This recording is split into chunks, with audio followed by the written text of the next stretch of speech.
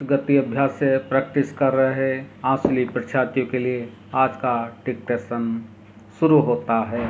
Dictation का timing start.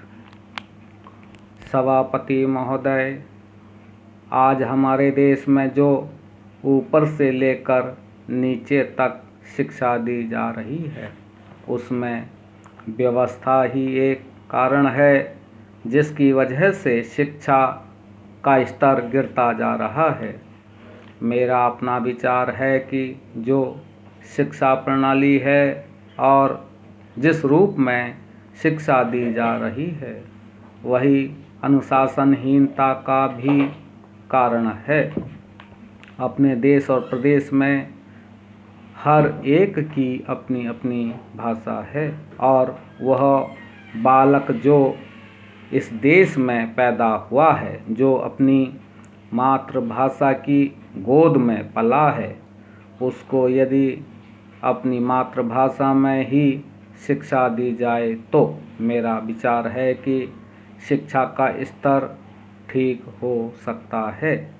जो सबसे बड़ी भूल और कमी सरकार के द्वारा दी जाने वाली शिक्षा के संबंध में हो रही है वह यह है कि बालक की मातृभाषा में शिक्षा न देकर उसको उस भाषा में शिक्षा देने की व्यवस्था की गई है। जो हमारे देश या प्रदेश की भाषा कभी रही ही नहीं। मेरा अभिप्राय विदेशी भाषा अंग्रेजी से है।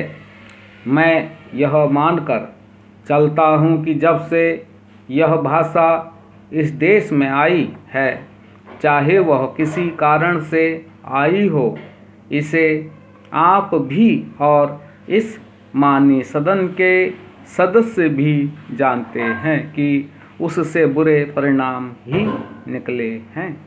कोई भलाई नहीं हुई है।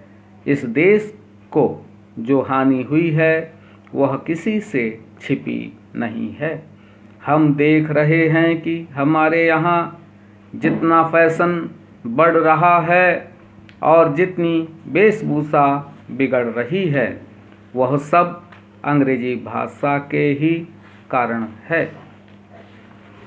जिस समय यहाँ पर अंग्रेज़ों का राज था, प्रायः यह देखने को मिलता था कि वे लोग जो विशेष करके किसी न किसी तरह से सरकारी पक्ष के ही होते थे, अंग्रेज़ों से मिलने के लिए जाते समय अंग्रेजी वेशभूषा का ही प्रयोग करते थे।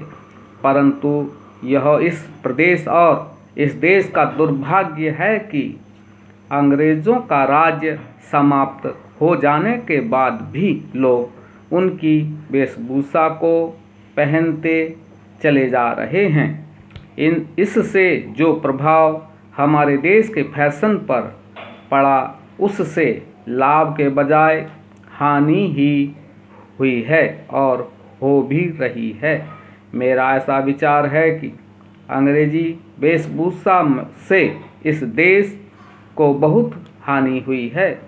भारत की गौरवपूर्ण सभ्यता और संस्कृति के संरक्षण पर पर्याप्त ध्यान देने की आवश्यकता है।